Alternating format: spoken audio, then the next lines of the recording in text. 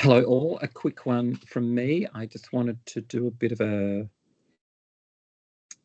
addition, I suppose, to yesterday's lecture about week 6 and put forward some ways of thinking about assignment 2.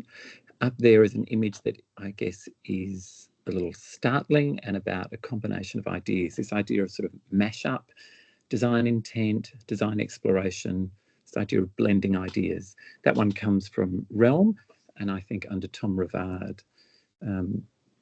This one also, I was just looking around Tom Rivard's, who's the Sydney director of Realm, around their website. So it's quite interesting to see how they are using these kind of provocative images and why it's good to be getting good at them. And they're more than just a photo montage. There's real,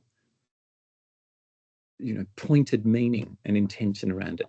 Deep adaptation. I mean, it's quite a graphic design skill, this also. Here we have a little bit of Noah's Ark there, a map for navigating climate tragedy, but just these powerful images. This is a really loose little collection of images I've just popped together in the last 20 minutes, but here is the new pool project going up in Parramatta with McGregor Partners doing it, but it's quite interesting, the sort of level of development there. The impact on his aspects, Central Park coming up out that way also. Very strong plan-centric use of circles and ovals, rather noticeable. I wonder who has led those decisions, as well as this sort of systems thinking you can see coming in there. And when you think of biodiversity in place, you can see the aspect plan there is doing a mighty fine attempt at bringing that in. That's a really random image, but people were talking about vertical greening, and this is off a Danish friend's current LinkedIn site of his project he's been working on. It's a private project, but this idea of vertical greening, like, is that something that can be explored a bit? Kintsugi, I think is a very useful term to be knowing about. It comes from the wabi-sabi Japanese philosophy, this idea of making repair visible. And I think in the idea of the racetrack and a very decimated floodplain, that what we're looking at here from development the last couple of hundred years, particularly the last 100 and levelling, what if you had an idea about mending it? What would that look like? Taking it back to its original form? ? Or somehow blurring that into the development of the needs of today. And I think the art of kintsugi, if I'm saying that correctly, is a very useful metaphor for us, making repair visible. I think it's a really interesting concept. Likewise, I think the concepts of Kate Raworth, the English economist, on donut economics are also really interesting, and her keywords to know about are things like thrive and balance. She's well worth looking up. TEDx talks all over the place about her, but I think if you were thinking of mixing something like economics and landscape architecture together, she would be an excellent precedent to do so. And just thinking, quickly laterally around the fauna and birds along that Cooks River. The pelicans, an obvious one's a nice big one, but it's not just a glossy, lovely image, as we said on the left, but also the ravages of pollution and just to flip back to this idea of mending. How does one stop this situation as we have a biodiversity around the world collapsing? Maybe that's through clever marine scientists like Pia Windberg. If you haven't heard of her, look her up. She has a seaweed food product line called FICO. I think she's just terrific. I've met her several times now, but she's worth looking up. I'm not sure if seaweed exploration is useful up there on the mangrove environment, but Pia is a real go-getter. And if that was something of interest to people, I think looking over the what Google has to say about her and all her sites would be rather interesting.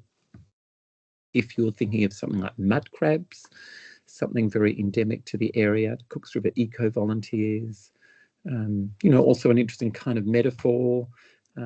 Artists like Julie Irving, who I like because I've used her images before, this idea of blurring boundaries, this idea of blurring sort of development, I suppose, with the probably likely very messiness of mangroves.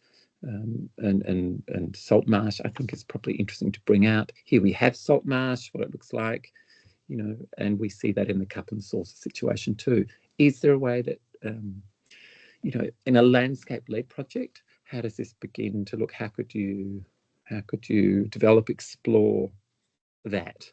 And what is salt marsh? How do you form it? You know, like more than just an image.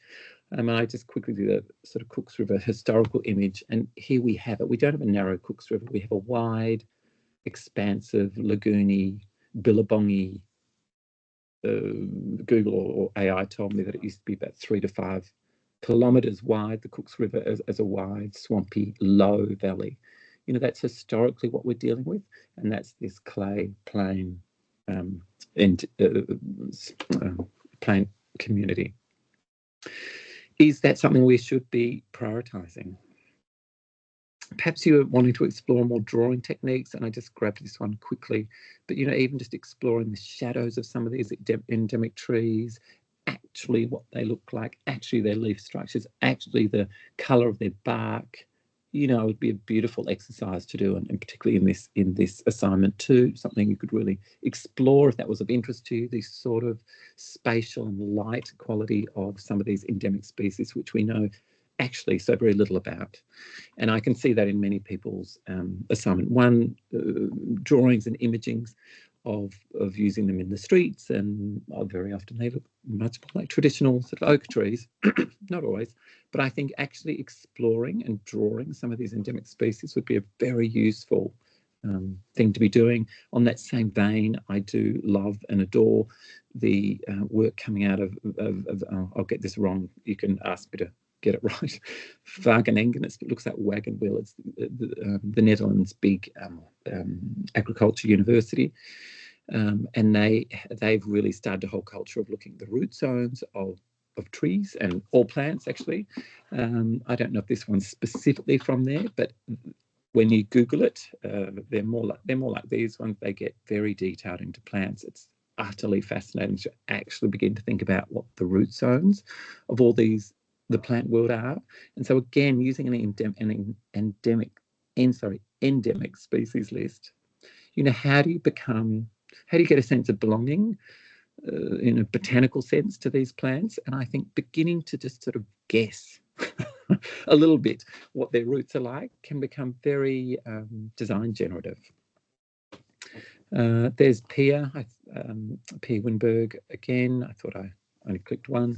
Living Seawalls, of course. Hopefully many of you have heard of this, but I think this company are doing terrific work around the harbour. I'm not sure how much work they're in the Cooks River, but this idea of building with nature, science-based design, and looking at the actual biodiversity possibilities of the edge condition. We know we've got a sort of levee wall, L-E-V-E-E, I think something like Mississippi, that's the way I'm using that word, a sort of levee situation there at the Cooks River where it's been levelled, and they've built an earth wall, kind of a levee. You know, I would suggest, you know, is that open to being modified in some ways, or at least really worked with? How we get ecologies back there. What are these ecologies at a microscopic level? And I think this kind of imaging, that might be something somebody could think of exploring, of kind of the microscopic world, taking us down to that extra small level. In week one, I talked about multiple scales, and I think it's super interesting to look into that a little bit. Current absolutely favourite book, Braiding Sweetgrass, but it's got a 10-year history of being a very well recognised book and provocative book for landscape architects. And I'm just endlessly going to push it at you a little bit over these next few weeks. I have put it on Leganto if you can duck into it. Even any chapter is just excellent reading. Robin Walkimmer writes just so beautifully. And again, if you're having trouble, I guess, associating into the endemic plant species, I think just reading a couple of pages of her book, you can do so on Leganto, is really helpful, provocative, kind of gets you in the mood of it. She writes so very, very well. I didn't need to show you that. I think I just clicked that from something else. Moray, I've always liked this idea, but again, in this assignment too, you may explore a spatial or a visual technique. Moray, M-O-I-R-E, up the top of that page, is a patterning visual device. And it's something that myself and Leanne O'Shea used very much. It's really when you have one grid over another grid and you get a kind of